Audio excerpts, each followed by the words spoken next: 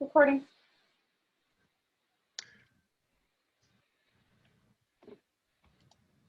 Okay.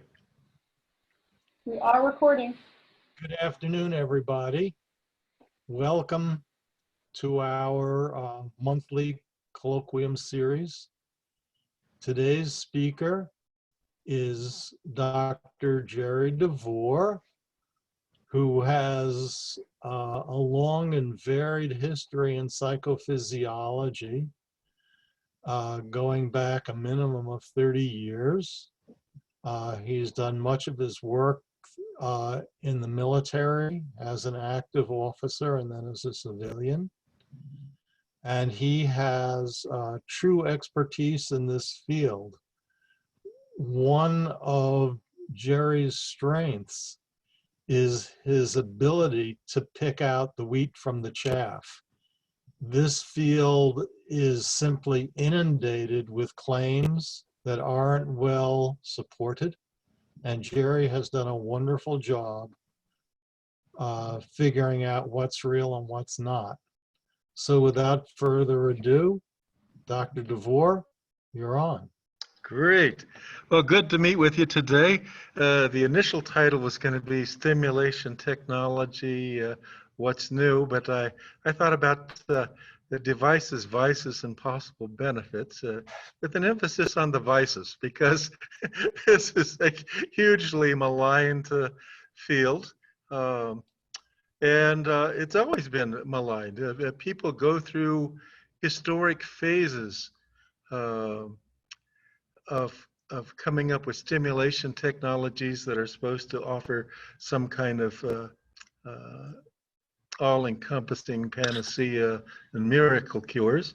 And today's marketing experts are doing the same thing as snake oil salesmen were doing in the early 1900s, and what Anton Mesmer and those folks were doing hundreds of years earlier. So we're hopefully going to weave our way through the perils of this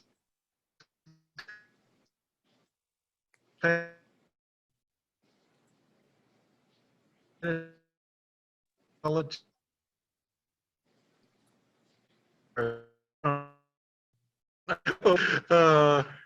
So I see that not all of you have been students in my stimulation technology course yet. And there's some claims for stimulation technology being sort of the new kid on the block in the realm of ways that we can intervene with people to help them resolve problems and to attain more optimal states of functioning. And so I'd like to just review a number of the stimulation technology products and services that are available. And I'll start off with restricted environmental stimulation.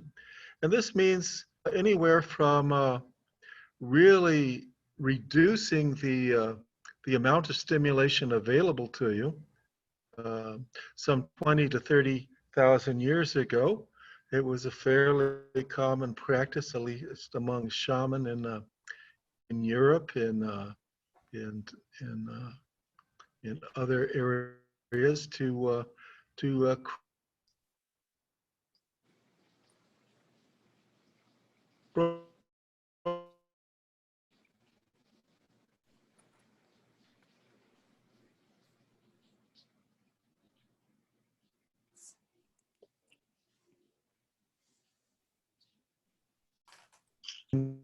bone flutes and other artist hard up.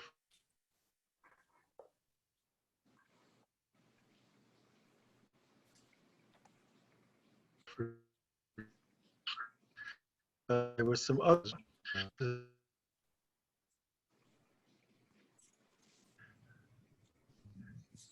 Let's see.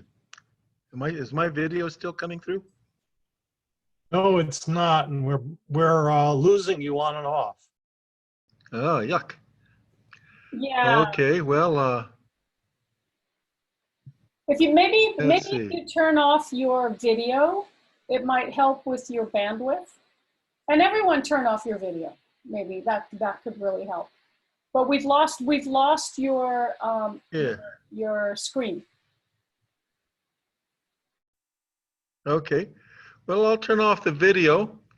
Do you have audio? Yeah, we Yes. have, yes, Hear yes, you. we can hear you. But we need to see your Okay. screen again. So go ahead and share screen again and go through that whole step. Okay, well, let's see here.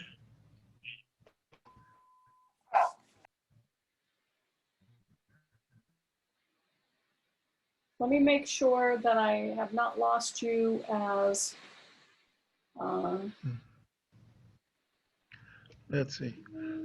yeah, I've got you as co-host, so you should be able to go down to the bottom and click that share screen thing again. Okay, let's see.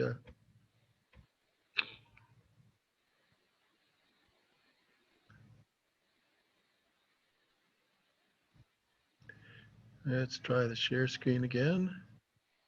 Share. Great, okay, good. Okay. So I just got the video off, the share screen's working. Right, Let's get to the slideshow from the beginning. Okay. great, we got it now. So we've got the restricted environmental stimulation that's has an ancient history, but it also has new technology. We have it's 1950s. We have sensory deprivation chambers and flotation tanks. So that's not something people had back 20,000 years ago. And the nice thing about this is the shaman were interested in accessing altered states of consciousness. We are too, and we're also these days, and we're also interested in more than just finding interesting ways to have imaginal experiences.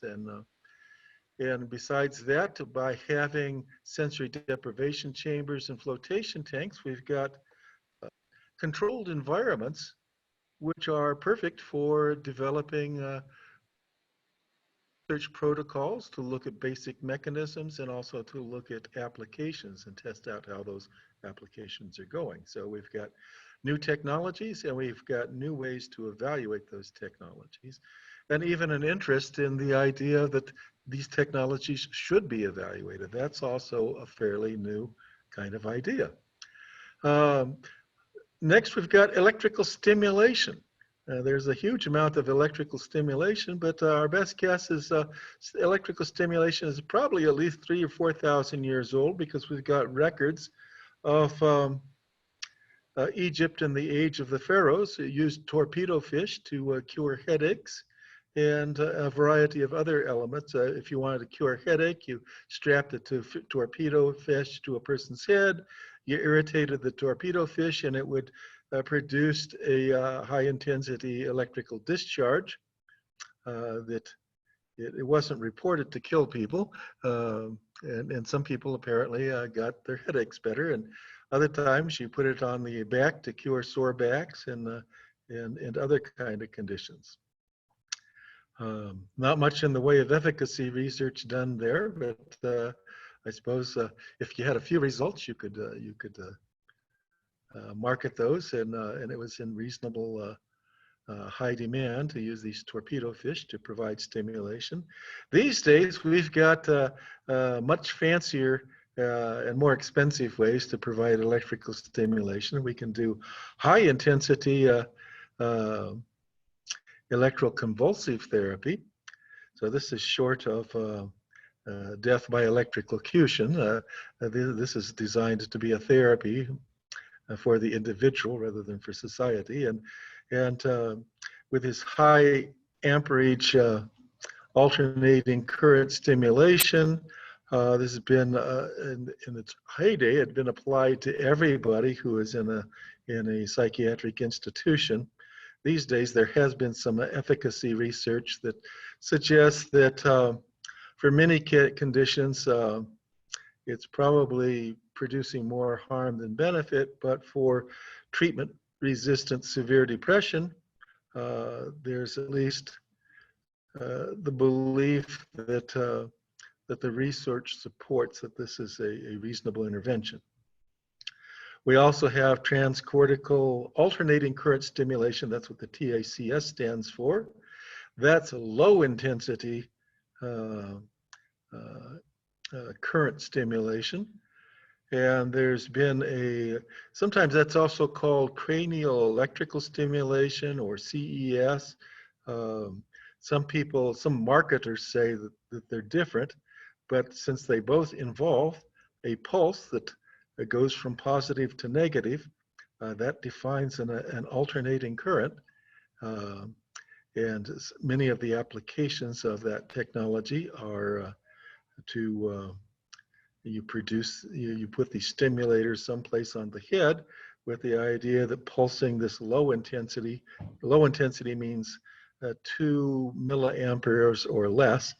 And generally, I've got a couple of different systems, and I've tried them on myself. And at the very worst, at 2 milliamperes, so sometimes you feel like a tingling, like if you touched your tongue to a 9-volt battery or something like that. But generally, we set it so that people don't even notice the tingling. There's also TENS, transcutaneous electrical stimulation. That's sending an alternating current through places of the body other than the head. It was a prominent, and still is a fairly prominent way to alleviate back pain. We'll talk about how well that works when we get to the section on efficacy, but it's certainly less invasive than dorsal column neurostimulators, which did the same thing but required surgical implantations that seems to have the same efficacy of TENS, but none of the risks of an invasive surgical procedure. There's also I've got a misprint on my slide. There's also low amperage DC. The TENS is for low amperage for the body, and I didn't put in there's also DC current that's also low amperage that is getting a lot of markets because depending on where you place the stimulators, it potentially people feel that it increases their ability to pay attention. And in the video gaming world, some of these folks who like video games like to persist in their video games for hours on end, and they think that if they have the DC stimulation going, that they can safely be stimulated and continue with their video games for long periods of time. And then there's magnetic stimulation. So magnetic stimulation isn't as old as the electrical isolation. It's only a few hundred years old. And one of the people that's highly associated with the early days of magnetic stimulation was Anton Mesmer, who before he developed his theory of animal magnetism that didn't require magnets, he actually used iron filings and iron rods. And so these were not pulsed magnets. This was a stationary magnetic field, and there was a thought that some people have symptoms because they don't have enough magnetism in their body. And if they get in contact with magnetic fields, they will replenish their magnetic supply and be healed from whatever ails them. So that's kind of the old history. One of the early efficacy studies was championed by the research committee that included our own Benjamin Franklin, because Anton Mesmer, for whatever he was doing, he was drawing patients away from the other physicians in Paris. And the other physicians were upset about that, so they had a talk with the king, and the king put together a commission that basically said, find some reason to bust Anton so that we can get rid of him. To his credit, Benjamin Franklin actually did a fairly good controlled research looking at efficacy rather than actually looking at mechanisms rather than efficacy. And what he found is magnets as a mechanism for producing treatments was an unsupported hypothesis. On the other hand, he also concluded that Anton Mesmer was getting really great results. It just wasn't through the application of magnetic fields, because he would use basically randomized assignment to placebo controls, iron rods that weren't magnetized. And it turns out the only people who got better were people who saw the magnets, the iron rods being magnetized. And if they didn't see the iron rods, they didn't get better. Now we have pulsed electromagnetic fields. We have the high intensity version called repeated transcordial magnetic stimulation, fairly expensive devices. They are also used for just about everything, but the insurance companies have kind of settled down to funding their use for treatment-resistant depression. They certainly have a lot less pernicious side effects than ECT, and they may have some beneficial effect, though we'll talk about that later when we talk about the nature of efficacy research and the efficacy research findings. And we also have low intensity pulsed electromagnetic fields. And there's several varieties of those. The variety that I have is a fairly expensive system, but there are less expensive systems, and they all have about the same level of efficacy, which is basically no efficacy research has been conducted on them.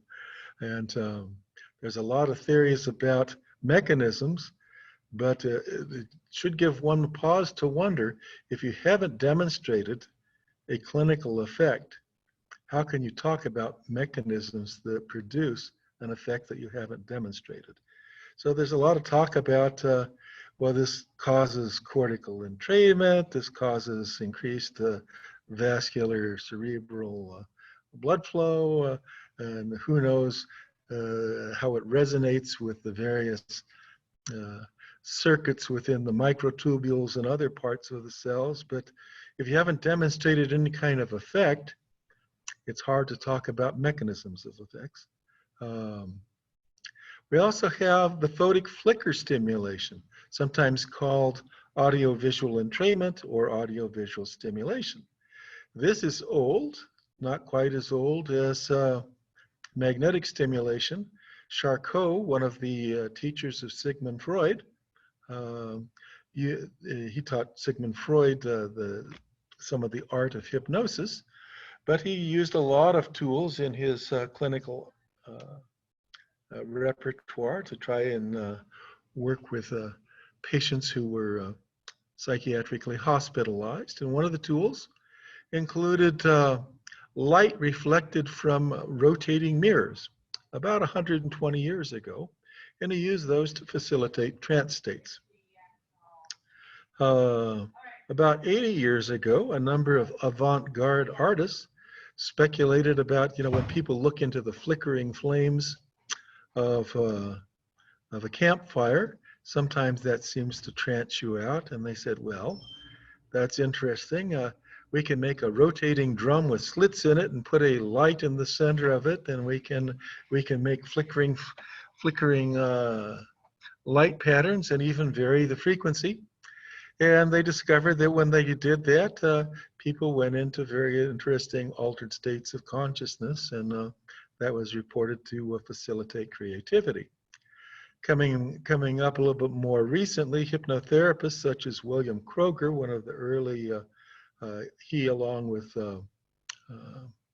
Milton Erickson, co-founded the American Society of Clinical Hypnosis, So William Kroger was a fairly big name in hypnosis. He used a flashing xenon light that can control frequencies, but he tended to use frequencies in the alpha band, and found that they stimulated rapid trance induction.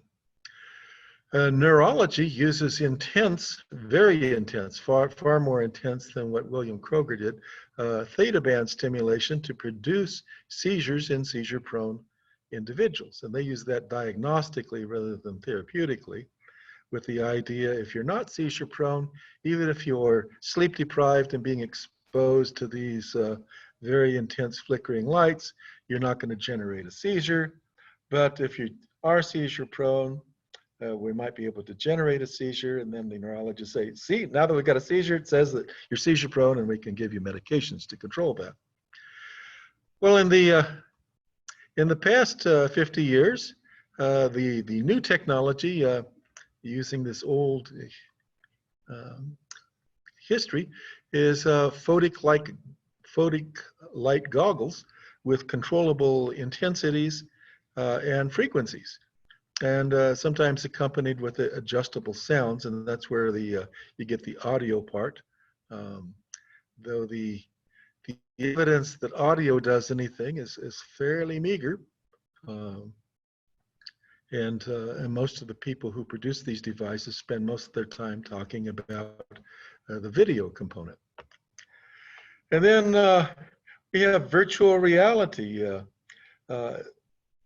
Old versions of virtual reality include simulation trainers for pilots and a few other means of training for skilled performances.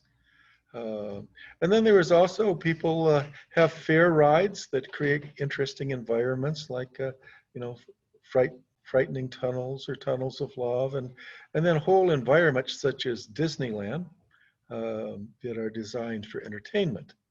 So those are very expensive kind of displays. The new version are headsets, some of which aren't so expensive. And these headsets have 3D sound and vision. And sometimes when you're looking through the headsets, you're also sitting on chairs and platforms that have accompanying vibrations. And in some training that I did with virtual reality, we also even had olfactory stimulation. We were trying to look at whether virtual reality helped soldiers stay stuck in exposure, with the idea that exposure-based treatments would facilitate more rapid and more thorough recovery from PTSD. So these the virtual realities also, besides skill performance training like flight training and other sorts of training, have also been used clinically for anxiety reduction. And there's some nice randomized controlled research that indicates that it's fairly efficacious for anxiety reduction. And also there's a huge market to use these technologies for entertainment. And now we come to the really new kind of technologies, near infrared light, NIR. And it's hard to say whether there's any efficacy. There's certainly lots of anecdotes of people who are exposed to these near infrared lights, either on their bodies or on their heads. And even though the RCT level of studies are basically absent, there's a lot of speculation about how these things work, with a lot of discussion about how cytochrome C in circulating mitochondria increase the availability of ATP that somehow produces more energy, and somehow that not only results in cortical excitation so that you have more mental stamina, but it also reduces inflammation. So interesting marketing claims. It was successful enough that I spent the bundle buying a system like that so that I could see for myself what it does. Also really new is ultrasound. Ultrasound has, it's why people are excited about this is that you can precisely target tissues, like for instance, cortical tissues, and you can beam waves of ultrasound. The idea that there's an idea that this would have some beneficial effect, but the efficacy literature for identifying does it have a beneficial effect on anything is largely absent. So so this is a really new ground. And then there's integrated systems where you can have multiple modes of stimulation and training. I have a system that can potentially deliver several varieties of current stimulation, pulsed electromagnetic stimulation, all while collecting EEG signals and providing neurofeedback at the same time. Or sometimes it will give you a burst of a minute or two of stimulation, and then you do a minute or two of training, and you can see whether the stimulation's altering brainwaves. Now I want to switch to talking, so that's kind of a survey of the variety of technologies that are out there, and you know, Americans are especially industrious, and there's no end of new variations of these products, and if there's something new that can be developed, it will probably be developed and be out there, whether or not there's any efficacy research or basic science research. And so now I want to talk about the information concerning these technologies, because some of this information is also part of the newness of stimulation technology. So one source of information is marketing. In fact, actually, for all of these technologies, most of the information that's available is marketing, which include claims of efficacy that wildly exceed efficacy research. And sometimes they talk about mechanisms of action sort of research in very intricate physiological detail, even though efficacy hasn't been established for anything.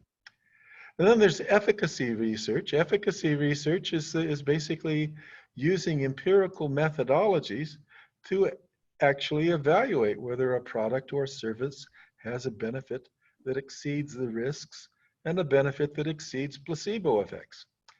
And then there's research regarding the mechanisms of action, like if this works, why does it work? And why it works isn't necessary for efficacy. For a long time, people took aspirin without understanding why it works. These days, with modern physiology, we have a much more refined idea of the mechanism of action for aspirin, both in its analgesic properties and in its anti-inflammatory properties. And that's been tracked down to fairly elaborate physiological patterns. So that's the mechanisms of action. The hope if you do good mechanism of action research, you can refine your technology, you can refine the people that you use to target it, and you may even come up with new technologies. So efficacy, let's go into that in a little bit more detail, because this is the most important information for applied science. Applied science basically is asking the question, does it work? And answering the question with rigorous empirical methodologies. So those empirical methodologies include looking at, do you have an adequate research design? Does your research design actually have adequate power to detect a significant finding if it should be there? Is there, what level of effect size is there? Is it there's actually a metric that has a fairly good consensus of what constitutes low, medium, and large effect sizes. Do you have an adequate sample size? And that adequate sample size is not only to detect significant effects, it's also to protect you against the effect of regression.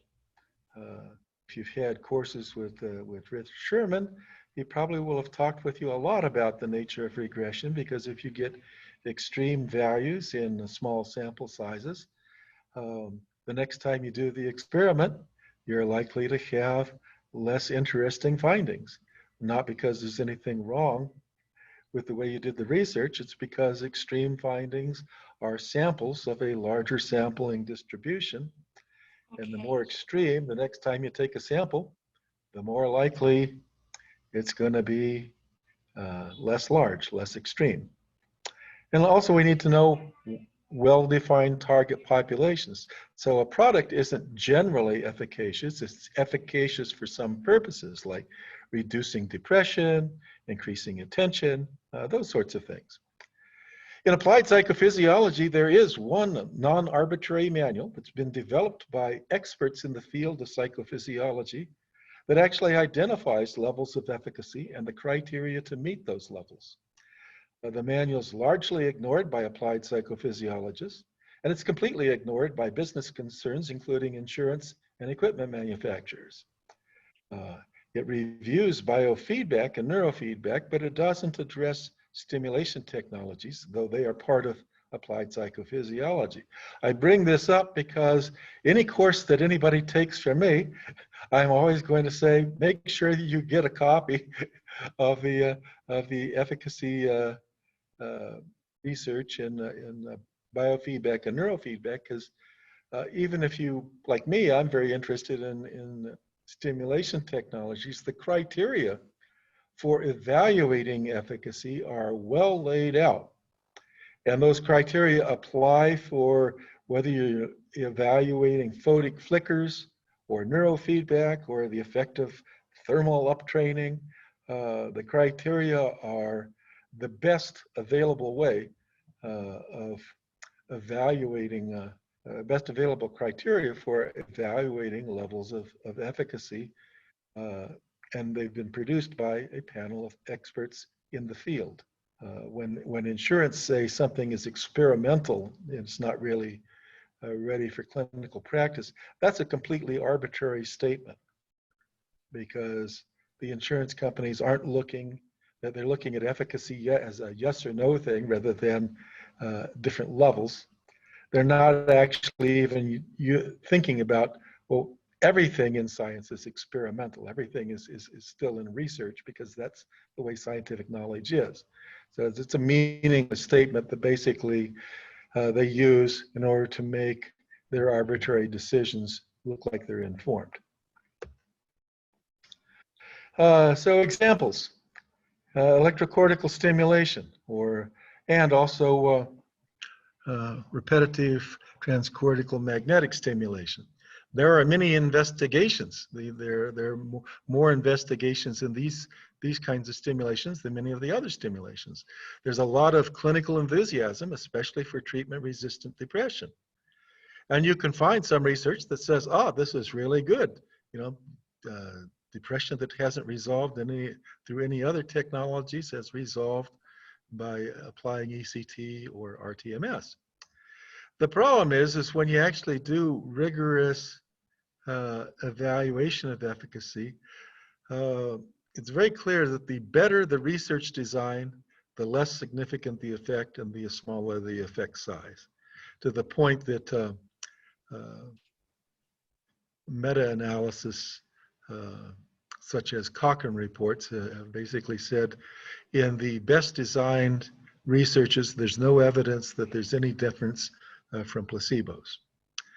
So that's kind of an interesting problem, since these are treatments that are actually authorized by insurance companies. And they're also met with a lot of clinical enthusiasm. But it does appear that the better the research design, the less information that we get. It turns out TENS. People are wildly enthusiastic. A lot of people put the TENS pads on. They feel better. There may be a fairly immediate kind of effect, but when we look at anything like a lasting effect or an effect where you can regularly expect to get some pain relief, when you look at the body of research that's been conducted, again, the Cochrane reports, for instance, have said that the better the research design, the less significant the pain relieving effect. With transcortical alternating current and CES, there are strong claims for efficacy, but the better research designs, the smaller the effect size for the few studies in which an effect size can be calculated. I know that that's been touted by several marketers as being one of the more strongly supported forms of intervention, and they report up to 40 different RCT studies, but as soon as you look at the journals they were published in, if you actually pull up the articles and read them, these are offbeat journals. Typically, you know, a high school student could design a better research study. I mean, these are marketing infomercials rather than research for the most part. Rotation and restricted environmental stimulation. That's basically sensory deprivation chambers, or even laying at home with on a bed, comfortable bed, and putting an eye patch over your head and either noise canceling headphones or putting in a kind of monotonous sound. There has been some fairly decent research that suggests that this is promising for reducing the experience of anxiety and also for promoting relaxation. Mechanisms of action. This is the basic science domain applied to services and products. The question here is not whether something works, but for those interventions that do work, namely showing a statistically significant result with a decent effect size, the question is, how do they work? So one of the defaults is, well, they may work, but they may not. They may work because of a placebo effect. You know, fancy gizmos, new settings, enthusiastic researchers can all facilitate it can all facilitate attention. It facilitates halo effects. It facilitates expectancies of something interesting happening. Other considerations include flaws in research that lead to regression effects. And there also may be, if we're really lucky, we actually might find some physiological factors that are associated with well-documented efficacy. On the other hand, mechanisms of action such as energizing cytochrome C in the circulating mitochondria, or facilitating quantum computing in the microtubules of the glial and neural tissues, those are theoretical speculations often loosely coupled to any demonstrated effect in efficacy research. Marketing. This is mostly what you get when you try to find out anything about a product. There is a legitimate and needed role for providing information about the availability of products and services. If there wasn't marketing, people wouldn't know that something that might be of benefit is available to them. Unfortunately, that legitimate role typically is sabotaged because it's overridden by the psychology of influence and persuasion, namely rhetoric and salesmanship, which, unlike clinicians, we have an ethical principle that we're not supposed to lie to people. If you're not a clinician, you're free to lie as much as you want to. And if you look at the marketing material, you'll find that any resemblance to truth is largely absent in most marketing material in stimulation technologies. You'll also find that there's an emphasis on testimonials than decent research. And then there's a lot of advertising that pretends to be science. You see that all the time on TV commercials where some actor is putting on a white coat and pretending to be a doctor. Or people say, you know, doctors recommend you know, monoxicillin for reducing headache pain. 9 times out of 10. Who knows what the heck that means, but it's supposed to be persuasive. So in summary, what's new? Well, there's new variations of old technologies. There are new technologies. There are new ways to validly assess efficacy. There are new opportunities to conduct efficacy and basic mechanism research. There are new opportunities to be bamboozled by disinformation, the notorious fake news that we hear so much about. And on the positive side, that means that there's plenty of opportunity for graduate student research. Picking your committee members and talking things over, you can actually have a significant contribution to the literature because you can actually do a well-designed research study that will be of significant benefit.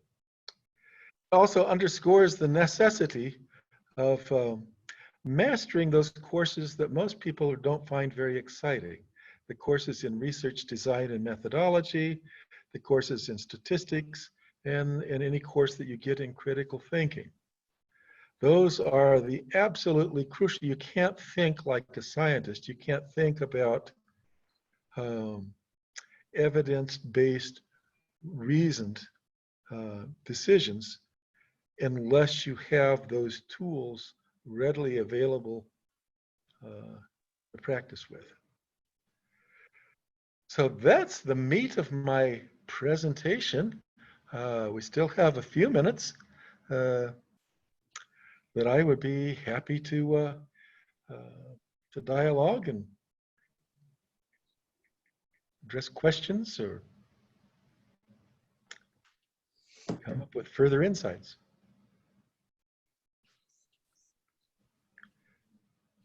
So if anybody has a question, if you unmute yourself.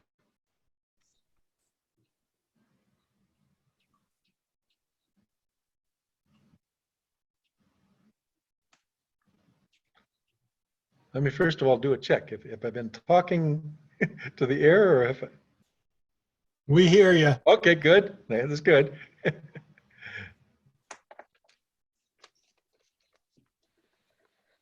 So are you floored, bored, or Somebody taking your has time? a question for Dr. DeVore, surely.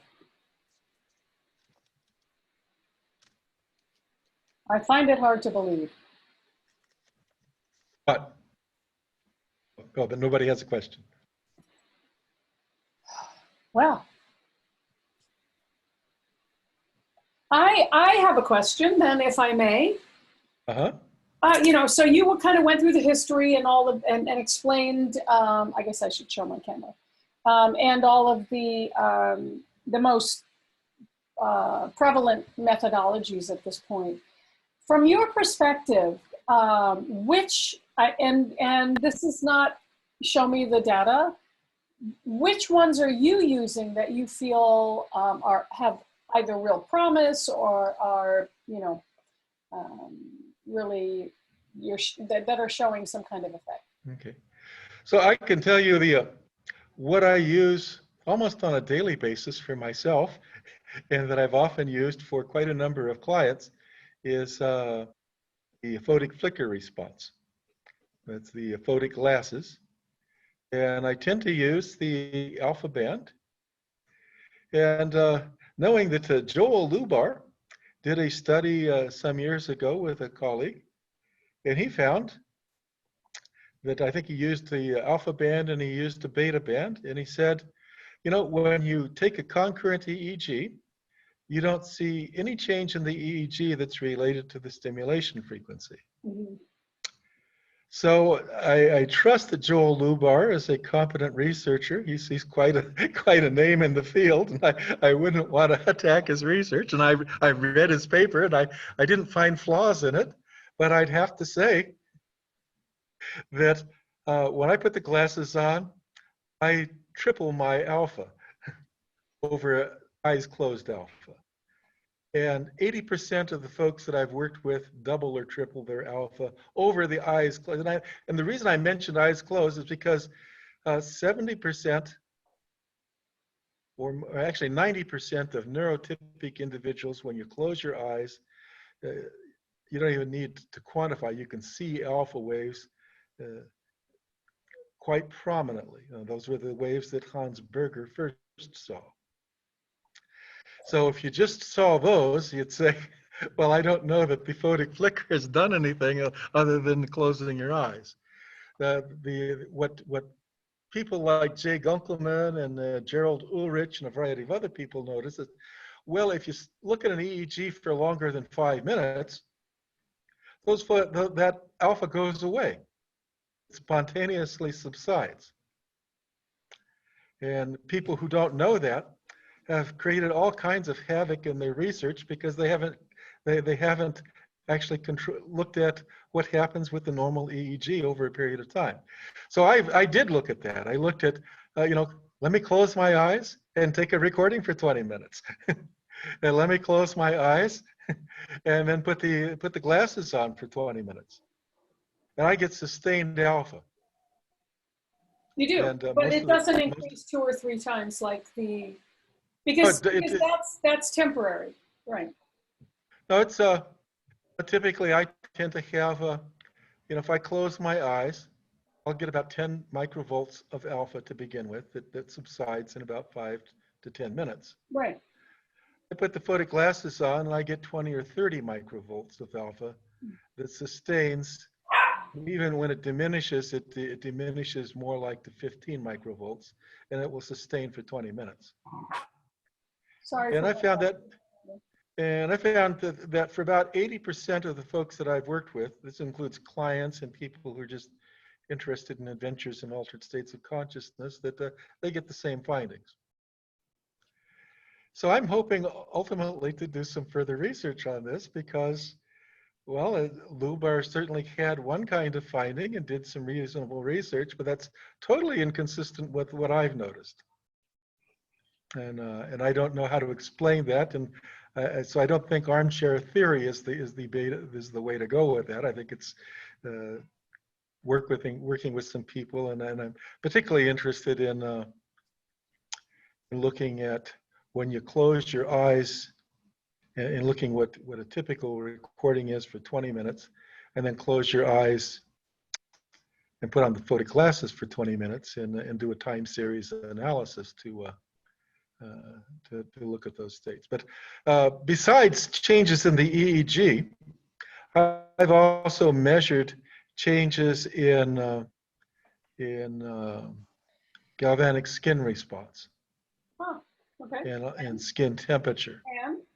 My skin temperature goes up, and my galvanic skin response goes down, and so does everybody else that I've heard. Yeah. And so that this is the kind of thing you need to publish. But hang on for a second. If I can say that when you are measuring while you're doing stimulation technology, there is, while it's happening, there's going to be an increase in alpha because not only are you picking up the EEG, you're also picking up the influence of the stimulation. So it really is not while it's happening that's important. It's really important pre and post, right? Well, now that's an interesting question. I think if you're trying to, if you want something, say you're nervous and you don't want to take a Xanax, or you don't want to take a pain pill. I had a retired colonel who had wrecked all of the joints in his body through multiple airborne jumps. He was in lots of pain, really didn't want his consciousness fogged up by all the pain medications that the physicians prescribed him. I said, well, try this out. And I put some photic glasses on. In 5 minutes, he had more relief than he had ever had. And he said, well, where's this been all my life? And I said, well, I happen to have some fairly inexpensive glasses. I said, you can buy a set of glasses for $150. He bought them, And over the follow-up of the next 4 weeks, he used them every day. They had an immediate effect of reducing pain. His quality of life dramatically improved. So that's an immediate effect, whether he gets any long-term effect or not. He's got a tool that's doesn't have as many hazards as pain medications. Whether there's a longer term effect, if you stimulate a person over a period of time, does that produce some neuroplastic changes? There's a variety of pilot studies, including some dissertations that are being done that are specifically addressing that question. The pilot studies are encouraging, but I don't know whether there's long-term facilitation in either performance enhancement or clinical problem resolving. But Jerry, yeah, two different things.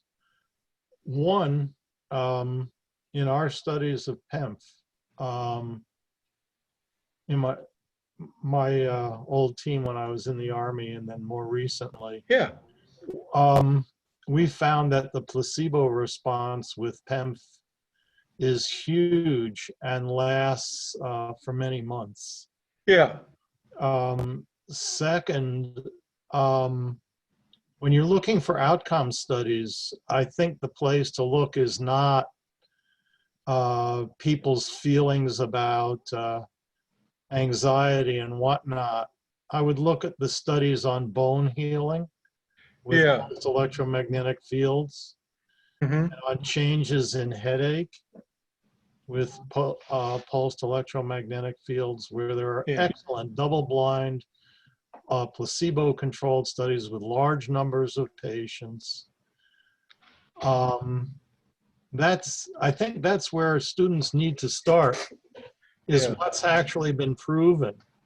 Most of this stuff that's being done in the psychology world for making people feel better and happier and this, that, and the other thing, that's incredibly hard to quantify. Or looking at changes in your brain while you're being stimulated. Yeah. As Cynthia said, when you're using an instrument that changes your EEG, I think that students have to start with what kind of units are actually used throughout the world that are solidly proven. Yeah. And accepted. And those aren't these dink little units that cost $150.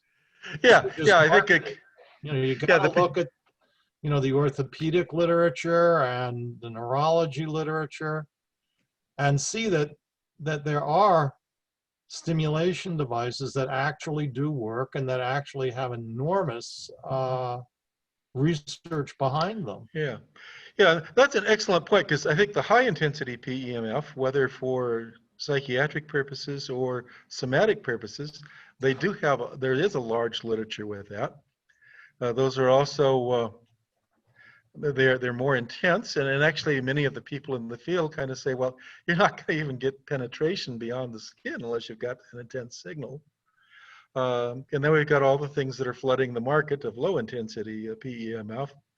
And who knows, because I don't think there's as much as a single RCT study of low intensity PEMF. But that's what's, I think, yeah, that's, it's good to know what's in the field. It's, the high intensity kinds of things have a long track record. And sometimes a good track record. The lower intensity stuff, I would personally, I think that there's more mileage that we can get out of photic stimulation. It's a fairly inexpensive procedure that still has been quite inadequately studied, but at least from knowing from not only subjective responses, but looking at concurrent psychophysiological responses, you can at least see, well, at least something's happening in the moment. And we still don't know what that would mean about how does that do for a long-term kind of treatment. But I wouldn't neglect the momentary kind of thing, because if you think about when we talk about cardiovascular fitness, you know, the treadmill kind of stuff, you know, you get these momentary effects, which is certainly demonstrates something's happening, and then you get the long-term effects, which are quite different than the momentary effects, and then you got to look at both. Agreed. I have one other comment. If you look at the time cycle, the life history of fads, of medical fads, magnets were the big deal about 20 years ago. It took 10 years, literally over 10 years, for that to die out. All of a sudden, you could cure everything with magnets. And these were household level magnets. Yep, I remember that fad well. Refrigerator. You could cure carpal tunnel syndrome with it. You could cure headaches. They started putting magnets in mattresses and everybody felt better. And it took literally 10 years for the FDA to kill that. Yeah. So what we have to look out for is, are we simply reporting on another fad, or, you know, can we develop some good research so that we don't have to wait a decade for this stuff to evaporate? And I have a lot of hope that this won't evaporate. I think this is a great discussion for another speaker series. Absolutely. Yeah, I've got to sign off here in just a couple moments, but yeah, I think that what you've articulated is, one, it's part of the reason why students absolutely have to really learn research design, learn statistics, learn how to think critically about things. So then they can develop good research and form data-based opinions, because the marketing forces all want to sabotage that. And there is a strong marketing force, and I think that's a very important point that you're making, Jerry, that there is a strong marketing force in neurostimulation that really needs to be thought through, you know, appropriately. I totally agree with that. But I think we're there. I think we all need to get on to whatever is the next thing. Are there any last questions, any last thoughts before we sign off? No. Yeah? Andrea? Yeah? No. Oh, you're saying no. Well, Yeah. there you have it. All right. Okay. Well, then, I hope you all have a lovely rest of your evening, and we'll meet again next month. Thank you, Jerry, so much for that great presentation. Thank you. Thank you. Good night, everyone. Thanks a lot. Night.